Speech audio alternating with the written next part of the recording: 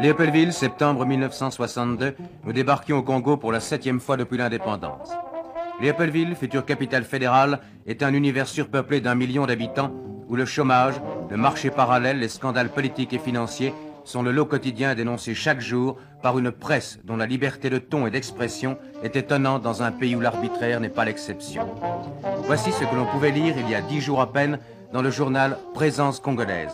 Je cite: à part les hommes politiques, qui sont de véritables profiteurs du régime, 14 millions de citoyens congolais se trouvent toujours exactement dans la même situation qu'ils occupaient à l'époque du régime colonial belge. Ces lignes sont à peine pessimistes. Tout est rare à Léopoldville, mais on peut tout trouver à condition d'y mettre le prix des prix qui ont quadruplé. Le paquet de cigarettes coûte 20 ou 30 francs, le kilo de viande 300 francs, le poisson capitaine 1000 francs, mais le manœuvre congolais ne touche pas plus de 2500 francs. Sur le plan politique, un seul et unique problème qui traîne depuis 2 ans, le Katanga. Le Congo est à l'heure fédérale, mais le fédéralisme de M. Tshombe n'est sans doute pas celui de M. Adoula. Le Congo est en train de réécrire les provinciales. 17 provinces déjà se bousculent au portillon de la nouvelle constitution fédérale. Seront-elles viables, ces provinces, à raison de 10 ministres par province et plusieurs centaines de députés provinciaux? Il est permis de se le demander.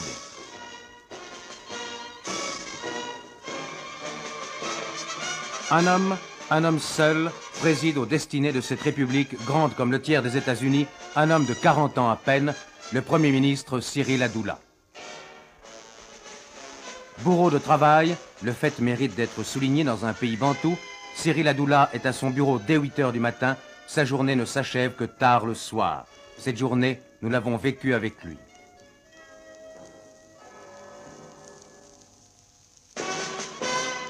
Cyril Adoula, ancien syndicaliste, est avant tout un homme d'action. Au pays de la palabre, M. Adoula n'est pas un beau parleur, c'est lui qui le répète volontiers. Sur sa table de travail, un dossier perpétuellement ouvert, le Katanga. M. Tshombe a répondu oui au plan des Nations Unies. Qu'en pense le Premier ministre congolais?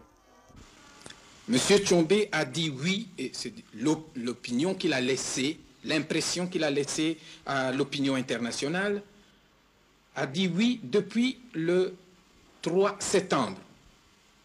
Du 3 septembre au 17 septembre, M. Tshombe aurait pu quand même prendre des dispositions pour désigner les membres du gouvernement katangais participant aux diverses commissions. À votre avis, M. Tshombe essaie de gagner du temps? C'est l'impression qu'il laisse, du moins. Quand on voit qu'ayant dit oui au plan, il essaye de dire qu'il a été surpris et que ça a été un peu trop vite. Ça montre vraiment que M. Tshombe est en train de chercher l'occasion de gagner du temps. Et pourquoi, à votre avis? J'aurais voulu être à la place de M. Tshombe pour répondre à cette question-là, mais personnellement, je ne saurais pas vous dire pourquoi il voudrait gagner du temps. Pourquoi, on le sait, c'est parce qu'il ne veut pas réintégrer et qu'il voudrait toujours arriver à créer du Katanga un État indépendant. En somme, vous vous méfiez toujours de M. Tshombe? Méfiance, il y en a toujours, et moi, je reste toujours sceptique dans tout ce que je fais avec M. Tshombe, car je connais le joueur et le jeu. Si M. Tshombe gagne ainsi du temps, et si finalement vous ne parvenez pas à un accord avec le président katangais, quelle est alors la solution? Solution militaire? Ne parlons pas encore de solution, constatons les faits. Si le plan Outan ne réussissait pas, j'ai l'impression qu'on aura employé tous les moyens pacifiques pour résoudre le problème katangais. Et que le problème katangais étant pour le gouvernement central et pour le peuple du Congo un problème important et primordial, je crois qu'à ce moment-là, les sacrifices à consentir seront nécessaires. Et ces sacrifices, l'ONU est-elle prête à les engager? Ces sacrifices sont d'abord exigés du gouvernement central et des populations du Congo. Mais vous serez appuyé. Et nous accepterons toute aide et toute assistance qui pourrait venir soit des Nations Unies, soit des pays amis qui voudraient bien nous soutenir à ce moment-là. Cette conversation, nous avons dû l'interrompre parce que disait M. Adoula, le patron m'appelle. Le patron, c'est le président de la République, M. Joseph Kasavubu, qui demandait à son Premier ministre les derniers développements de l'affaire katangaise.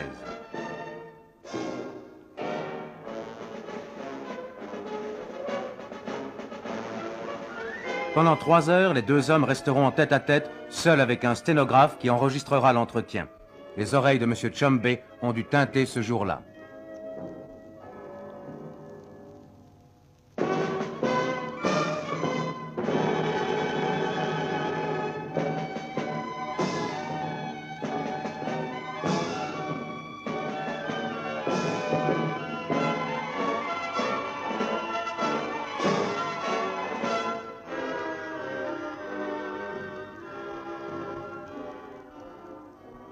Chaque après-midi, pendant 1 heure ou 2, le Premier ministre Adoula oublie les soucis du pouvoir. Hormis le football, sa grande distraction est la photographie. Et au bord du fleuve Congo, majestueux et paisible, Cyril Adoula peut rêver d'une république où tout serait pour le mieux dans le meilleur des mondes possibles.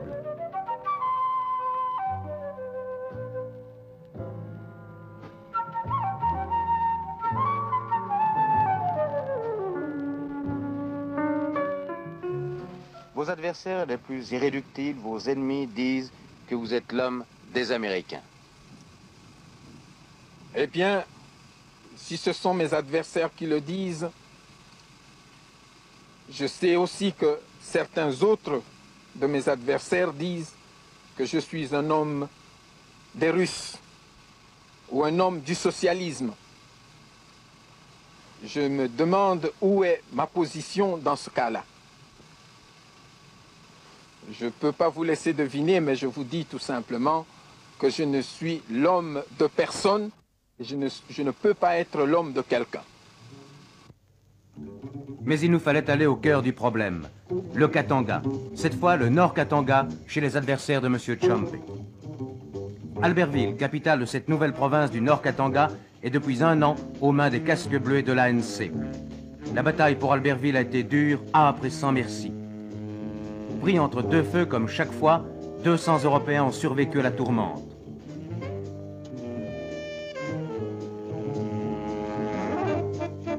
Place Albert Ier, au cœur de la ville. Les Katangais de M. Tshombe s'étaient réfugiés ici.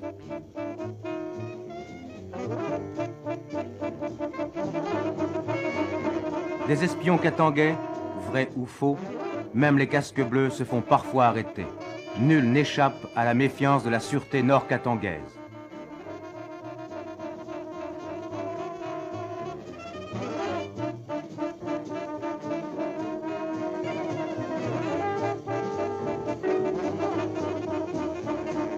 Des prisonniers de guerre, dont un tout jeune katangais de 16 ans, il n'a rien fait, dit-il, mais il a peur.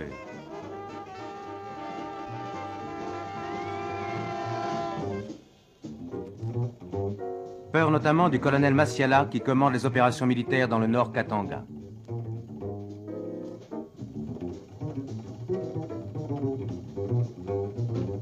Le Nord Katanga est soumis à l'autorité d'un commissaire général extraordinaire, M. Jason Sendwe, vice-premier ministre et leader des Baluba.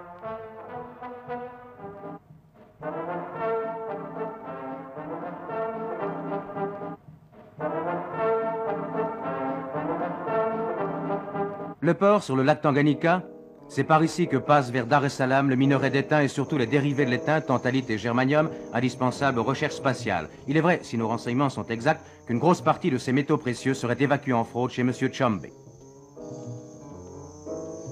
À part le poisson du lac, la nourriture est rare à Albertville.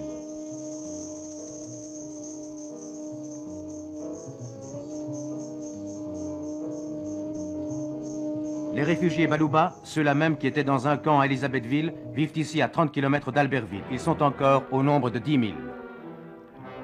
Les Baluba cultivaient le coton, mais on ne peut être à la fois guerrier et paysan. La production de coton est tombée presque à 0. Filtisaf, une des plus grandes filatures du Congo, vit sur son stock de 1960 et sur le coton qu'elle achète paradoxalement au Rwanda-Burundi. Nous allons en compagnie du vice-président Sendwe faire une tournée de 1000 km à l'intérieur de cette province Baluba.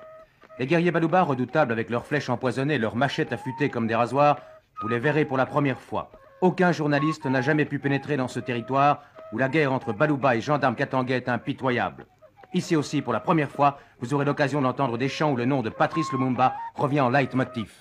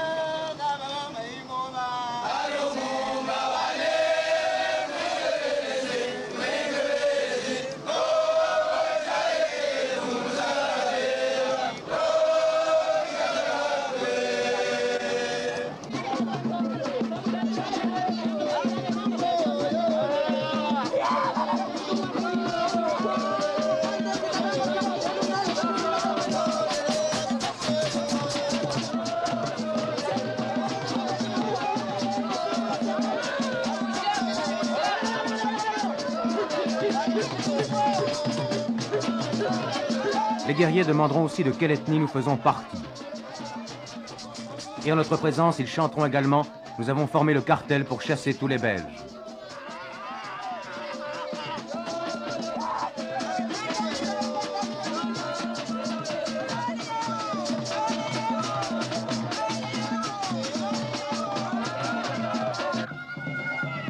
Même la jeunesse Baluba est contaminée par la guerre.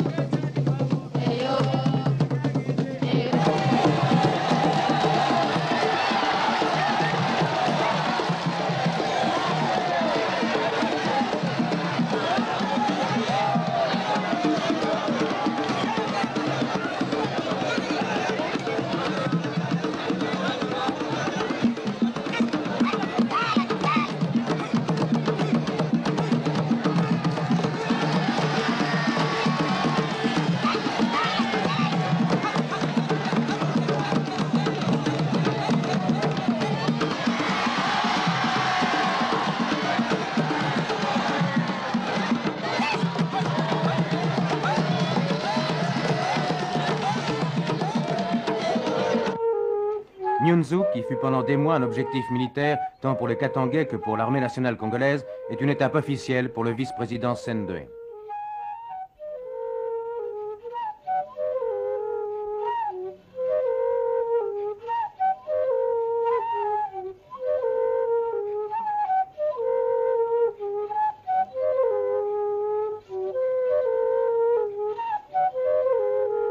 Monsieur le vice-président, lors de la tournée que nous avons faite avec vous, nous avons vu beaucoup de villageois en armes, beaucoup de soldats. Est-ce que cela veut dire que c'est la guerre au Katanga? Non, il n'y a pas de guerre, il n'y a pas d'état de guerre ici. C'est tout simplement que l'armée nationale est venue ici, dans le Katanga, pour protéger la population qui est de temps en temps massacrée par la gendarmerie au-dessus du Katanga. Est-ce que vous pourrez dans l'avenir vous entendre avec Tshombe? D'accord, je ne suis pas opposé pour m'attendre avec lui, mais je demande, j'exige pour que la sécession katangaise termine. Eh bien, à ce moment, quand lui viendra dans l'unité du pays, à ce moment-là, nous devons nous attendre. Qu'est-ce que vous pensez de Tshombe comme leader politique? Il est un leader politique, mais qui ne fait pas sa politique. Il fait une politique qui est téléguidée, qui lui est donnée par les gens, ses patrons, ses maîtres et tout ça, etc. Voilà ce que j'ai pensé de lui. Le train, qui ne fonctionne que depuis 6 mois, nous conduit à Caballo sur le fleuve Lualaba. Ici s'est déroulée, il y a un an, une des batailles les plus sanglantes entre la gendarmerie katangaise, l'armée nationale et les casques bleus. On s'est battu pendant 6 heures pour ce pont. Vestige de combat naval, un bateau katangais complètement brûlé après un bombardement au mortier et au canon. Il n'y a pas eu de survivants.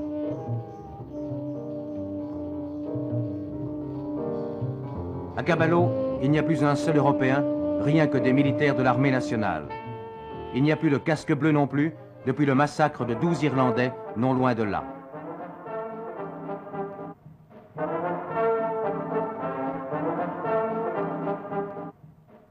De Caballo à Kitenge, 160 km, dans une région pauvre et désolée, où pour la population qui vit dans la terreur des combats depuis 2 ans, l'homme blanc ne peut être qu'un mercenaire katangais.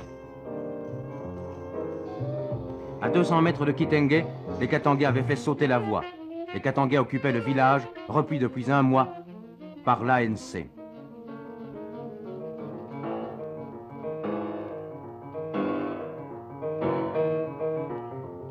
Des graffitis, traces du passage tour à tour des Katangais et des Congolais.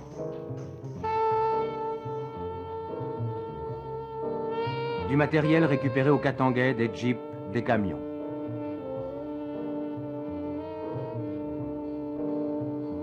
Kitenge, sur la route de Kamina, c'est un peu le Waterloo de la gendarmerie katangaise et d'un groupe important de mercenaires tombés dans une embuscade.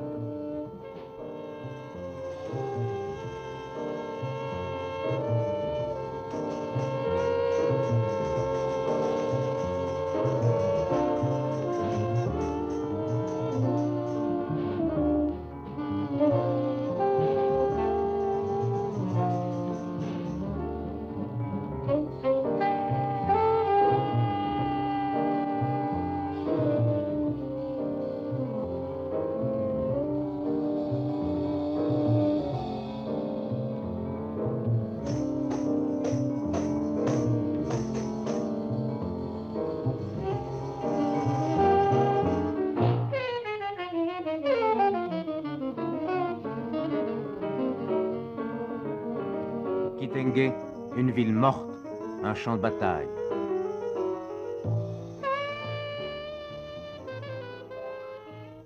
Vous avez certainement appris qu'il y a eu 3 attaques successives des gendarmes katangais. Le 14, le 21 et le 22 août dernier. Nos troupes du 17e bataillon mixte ont eu à faire face à cette gendarmerie à laquelle, si je peux vous le dire, bien que ce soit là un secret militaire, ils ont infligé une de ces pertes dont mon ami Tchombe n'oubliera pas de sitôt. Les Katangais étaient-ils nombreux? Leur nombre était évalué à environ 3 bataillons et nous n'avions à cette époque-là qu'un seul bataillon qui a su infliger à la gendarmerie une perte sensible en hommes et en matériel. Y avait-il des mercenaires du côté katangais? Nous en avons liquidé plus d'une bonne douzaine, dont des Belges. Tous ces mercenaires sont morts. À Kamina, il y a de nouveaux casques bleus, 1000 casques bleus qui faisaient partie avant de l'armée nationale. Pourquoi?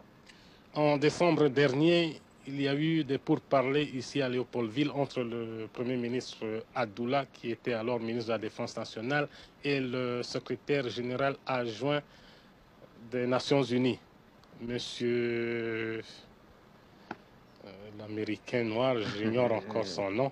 Et il était question à ce moment-là de mettre un contingent des troupes de l'armée nationale congolaise à la disposition des Nations Unies. C'est ce qui vient d'être fait. Mais vous aviez refusé auparavant. Pourquoi ce revirement? Pour des raisons d'ordre purement politique. Et pour le moment, les choses ont évolué et les choses sont, comme l'a dit quelqu'un, ce qu'elles sont. Et voilà mes hommes à la disposition des troupes des Nations Unies. Mais est-ce que ces hommes ne sont pas une menace pour le Sud-Katanga, pour Tchambé? Comme théoriquement ces gens ne sont plus sous mon commandement, je ne suis pas vraiment en mesure de vous donner une réponse à la question. Est-ce que vous pensez que M. Tshombe va accepter que vous soyez le commandant en chef de toutes les armées congolaises? M. Tshombe, vous le savez, mon cher Raoul, est ce qu'il est. Et il faut le prendre tel quel. Il vous dira blanc aujourd'hui, le lendemain il dira noir. Vous n'avez pas une confiance excessive entre Tshombe? J'avais eu confiance en cet homme il y a quelque temps, mais pour le moment, il m'a tellement déçu et je n'ai plus tellement confiance en lui. Alors comment voyez-vous la solution du problème katangais?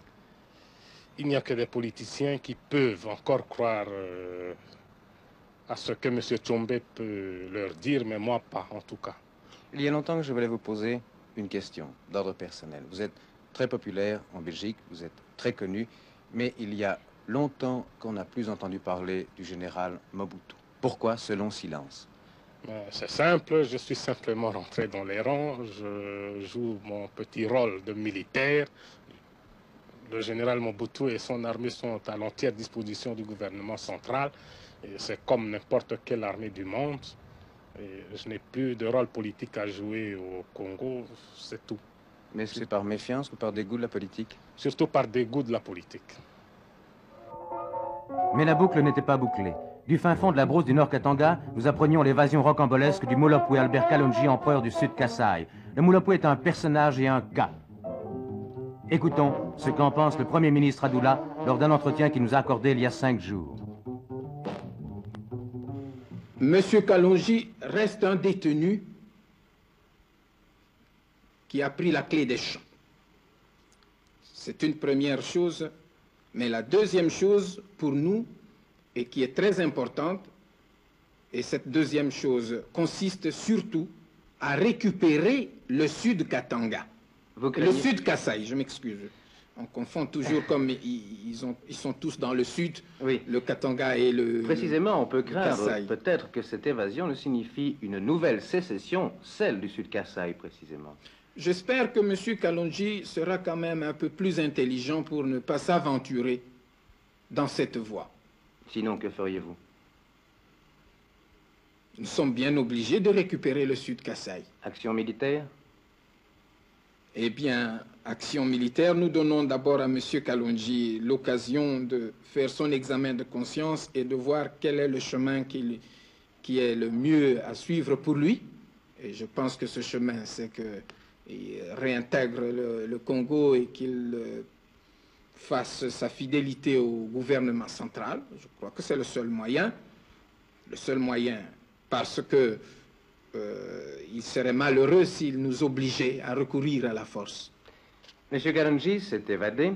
Est-ce qu'il n'est pas à craindre que les partisans d'un autre prisonnier illustre, de M. Gizenga, ne réclament sa libération? Il est normal que les partisans de M. Gizenga réclament la libération de celui-ci.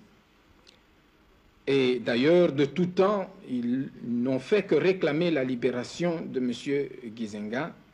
Avec l'évasion de M. Kalonji, ils ont peut-être une occasion meilleure pour insister. Est-ce que cela ne représente pas un danger aussi pour le gouvernement, votre gouvernement, que l'on dit menacé? Le gouvernement est menacé, c'est ce qu'on dit, mais le danger que vous invoquez, pour nous, ce n'est pas tellement un danger. Ce n'est pas tellement un danger parce que, comme je vous ai dit l'autre fois, si le gouvernement doit disparaître pour qu'il y ait un autre, et que cet autre continue la même ligne de conduite, et que cet autre soit plus en mesure de diriger le pays, c'est avec plaisir que nous lui céderions le siège. Il n'y a pas de menace en politique, il n'y a pas d'échec en politique. C'est un jeu auquel il faut s'habituer.